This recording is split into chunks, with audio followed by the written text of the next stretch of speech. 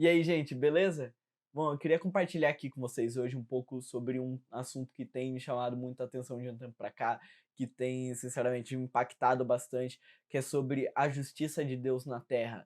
Que eu, ao me aprofundar nesse assunto, ao começar a aprender mais sobre esse assunto, comecei a perceber o quanto que eu criava ou imaginava uma forma de como que seria a justiça de Deus na Terra, como que ele agia na Terra.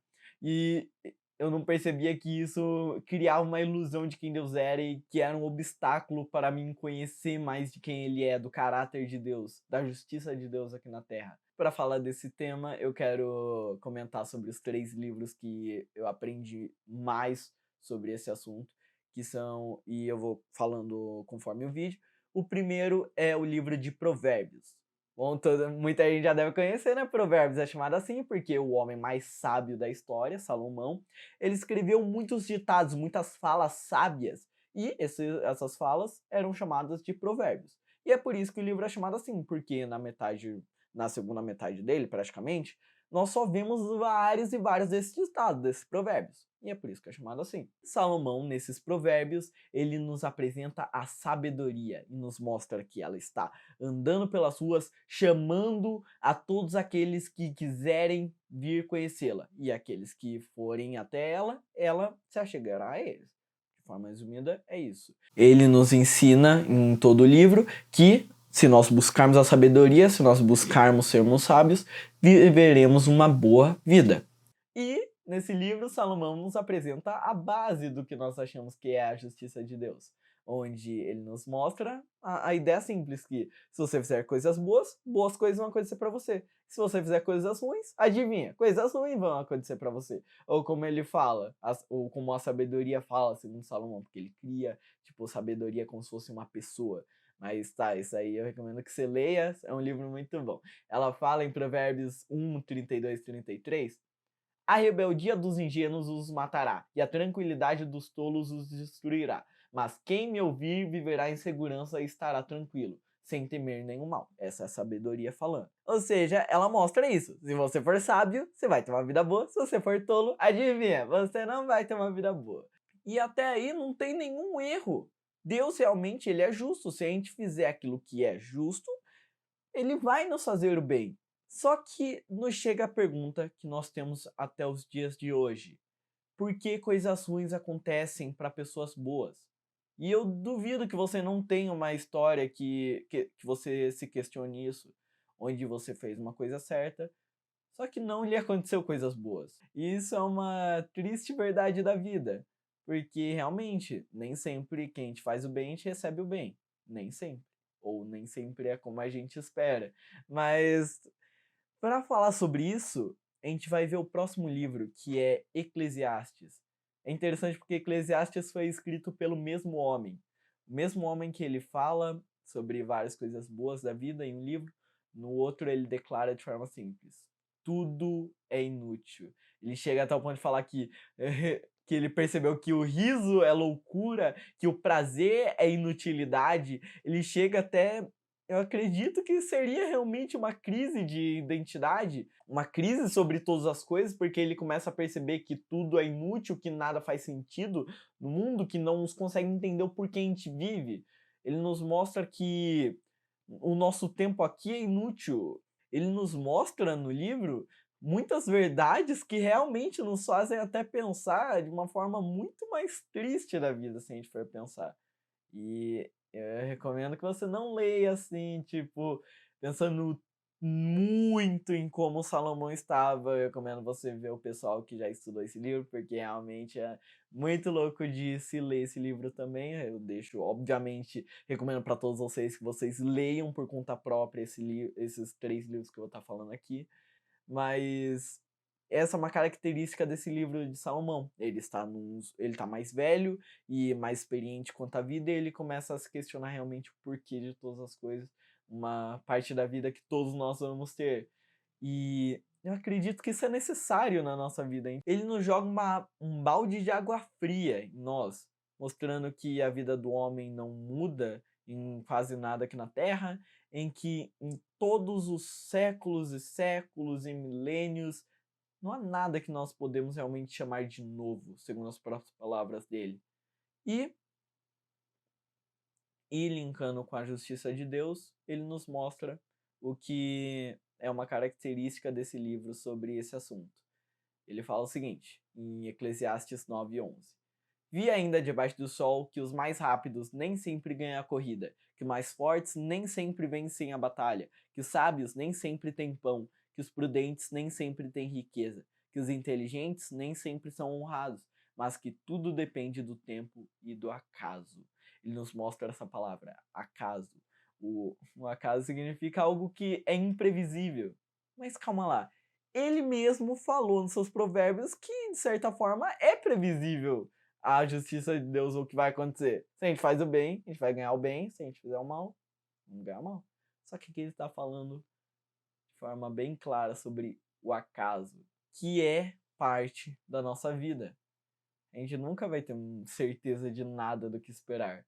Mas ele não anula a ideia de que nós devemos seguir a sabedoria. Ele fala que até a sabedoria tem sua inutilidade, afinal, segundo as palavras dele, quanto mais você sabe, mais frustrado você fica, mais dolorida a vida, vamos falar assim, o que se a gente for parar para pensar até que faz sentido. Mas ele não anula o fato de que continuar buscando a sabedoria, buscar a boa vida ainda é o certo e o melhor a se procurar.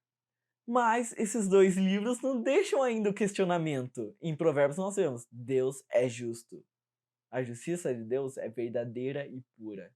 Mas em Eclesiastes nós nos perguntamos, Deus é justo? Não é mais uma afirmação. E eu quero realmente que você chegue a esse ponto de realmente se questionar, cara, como então, o porquê de todas as coisas? Nós podemos até afirmar, ou a gente pode viver de uma forma alienada e simplesmente acreditar em uma ou outra verdade, ou que simplesmente sempre vai ser bom e não precisamos nos preocupar com nada, não precisamos nos questionar com nada e simplesmente viver a vida sempre dizendo que Deus vai nos trazer o bem. E do outro, nós podemos sim chegar à conclusão de que Deus é mau, Deus é injusto, não é verdadeira a sua justiça e que muitas vezes ele não se importa com nós ou quer o nosso mal. Mas nenhuma das duas está verdadeira. E o livro que eu quero abordar agora, que nos mostra realmente na prática, nos mostra realmente o que vem na nossa vida, porque aconteceu na vida de um homem chamado Jó. Um homem que, segundo a época, era muito bem sucedido. Ele tinha muitas posses, muitos filhos, muitos servos. Ele era um homem bom, um homem de família e ele era temente a Deus. Mas nós vemos que a vida de Jó teve uma mudança meio repentina. Eu vou ler aqui alguns versículos a partir do versículo 6 do primeiro capítulo de Jó, onde conta, né, a história, uma das histórias mais conhecidas. Certo dia, anjos vieram apresentar-se ao Senhor, e Satanás também veio com eles. Queria só deixar claro, Satanás não é um nome, é um título. O Satanás significa o acusador. Esse não é o nome do diabo, é um título que nós vemos, na verdade, em quase toda a Bíblia. Não está errado de nós chamarmos ele de Satanás, porque a Bíblia fala que sim. Só que esse não é o nome dele, é um dos títulos, que significa o acusador. E nós vemos que ele faz isso, exatamente aqui nesse texto. E continuando, o Senhor disse a Satanás, de onde você veio? Satanás respondeu ao Senhor, de perambular pela terra e andar por ela. Disse então o Senhor a Satanás, reparou em meu servo Jó? Não há ninguém na terra como ele, irrepreensível, íntegro, homem que teme a Deus e evita o mal. Então Satanás diz, será que Jó não tem razões para temer a Deus? Acaso não puseste uma cerca em volta dele, da família dele e de tudo que ele possui? Tu mesmo tens abençoado tudo o que ele faz, de modo que os seus rebanhos estão espalhados por toda a terra. Mas estende a tua mão e fere tudo o que ele tem, e com certeza ele te amaldiçoará na tua face. O Senhor disse a Satanás, pois bem, tudo o que ele possui está nas suas mãos, apenas não toque nele. Então Satanás saiu da presença do Senhor. E então, de forma resumida, o que acontece com Jó é que ele perde todos os seus filhos, suas posses, seus bens, seus servos, ele perde tudo de uma vez. E não sendo suficiente, ele ainda perde sua saúde, sofrendo feridas em todo o corpo, tendo doenças. E, bom, Jó passa de ter uma vida boa para para ter uma vida miserável, se a gente for ver. Mas a frase que nós mais conhecemos sobre Jó é a frase que ele diz nessa mesma situação: Deus me deu, Deus tomou. Bendito seja o nome do Senhor. E olha só que legal, Jó nessa situação horrível, ele ainda adora a Deus. Mas a história do livro de Jó é, na verdade, um diálogo, onde Jó está conversando com seus amigos e, bom, nós vemos que os amigos de Jó, eles têm uma visão bem normal, na verdade, que nós temos sobre a justiça de Deus, onde eles abordam a seguinte ideia: se tudo isso de ruim aconteceu com Jó, Jó deve ter pecado, deve ter feito alguma coisa muito ruim para ter recebido tudo isso. Eles até fazem listas de possíveis pecados que ele fez. Ele faz pra Jó, tipo, eles falam pra Jó se arrepender do que ele faz, tipo, eles falam isso diversas vezes no livro, como se Jó tivesse pecado. A questão é que Jó não pecou. Jó não pecou, e até o fim. E é por isso que Jó, ele começa a se questionar, questiona os amigos, questiona até a Deus sobre por que que isso está acontecendo com ele, já que ele não pecou. E depois de diversas falas e nesse diálogo, Jó, ele não se sente satisfeito com as respostas dos amigos, até porque elas não estão corretas. Nós sabemos porque Deus fala isso mais pra frente. Jó, não satisfeito com isso, ele resolve tirar suas dúvidas com Deus. A partir do capítulo 38, nós não vemos mais uma conversa de Jó com seus amigos, mas sim uma resposta direta de Deus com Jó. Nós vemos aqui, a partir do capítulo 38, eu vou ler alguns versículos. Então o Senhor respondeu a Jó do meio da tempestade e disse: Quem é esse que obscurece o meu conselho com palavras sem conhecimento? Prepare-se como simples homem. Vou fazer perguntas a você e você me responderá. Onde você estava quando lancei os alicerces da terra? Responda-me, se é que você sabe tanto. Quem marcou os limites das suas dimensões? Talvez você saiba. E quem estendeu sobre ela a linha de medir e os seus fundamentos? Sobre o que foram postos? E quem colocou sua pedra de esquina? Enquanto as estrelas matutinas juntas cantavam e todos os anjos se regozijavam. E bom, nessa resposta que Deus dá para Jó, ele não responde o porquê que tudo aquilo acontece com Jó. Ele nem conta sobre a conversa que aconteceu lá no começo da história. O que ele mostra para Jó é uma simples verdade. Deus é Deus. Deus não é só um nome, é um título, é um nível infinitamente superior. Ele mostra perguntas assim como realmente Jó querendo descobrir com Deus verdades superiores que não cabiam a ele. Deus mostra isso para Jó, mostrando para ele o quão insignificante ele era, mostrando onde estava você quando eu criei todo o universo.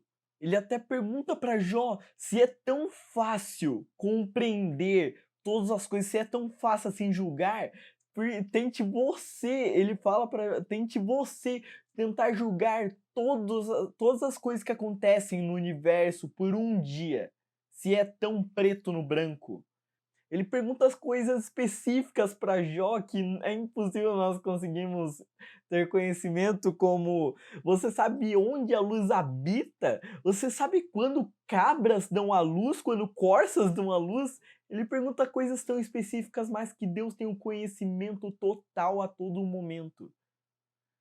Coisas tão minúsculas e coisas tão gigantes que nós temos sobre não só sobre a Terra, não só sobre o nosso lugar, mas também sobre todo o universo infinito.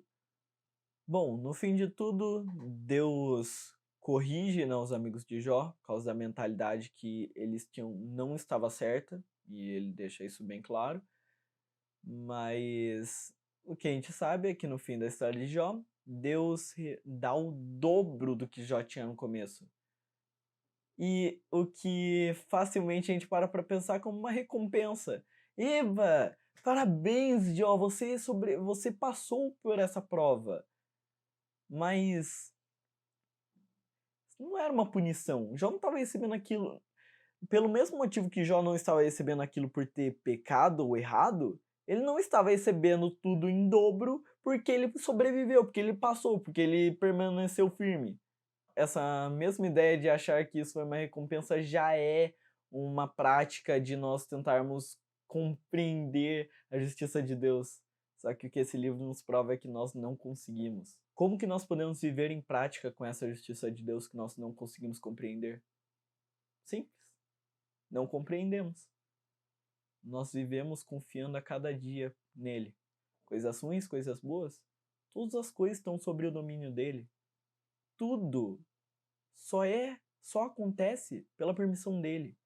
As coisas ruins e as coisas boas. As coisas que não fazem sentido e as coisas que fazem.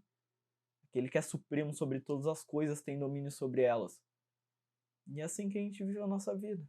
Confiando cada dia na mão daquele que pode de fato fazer alguma coisa a favor. Essas verdades nos fazem reconhecer a soberania de quem ele é e de fato nos dá temor ao reconhecer que nós não somos nada comparado a ele e nos faz reconhecer ainda mais a nossa necessidade. Em dias bons, dias ruins, lembrem-se, todos foram criados pelo mesmo Deus. E é sempre nele que nós devemos estar. É interessante que ao vermos o fim da história de Jó, nós percebemos que o fim de termos conhecimento sobre a real justiça de Deus, ou termos conhecimentos que nós não temos conhecimento sobre a justiça de Deus, é um temor. É reconhecer que Ele é Deus, que tudo está sobre o seu controle e que nós não somos. Esse é o significado de temor. Reconhecer que Ele é Deus e nós não somos.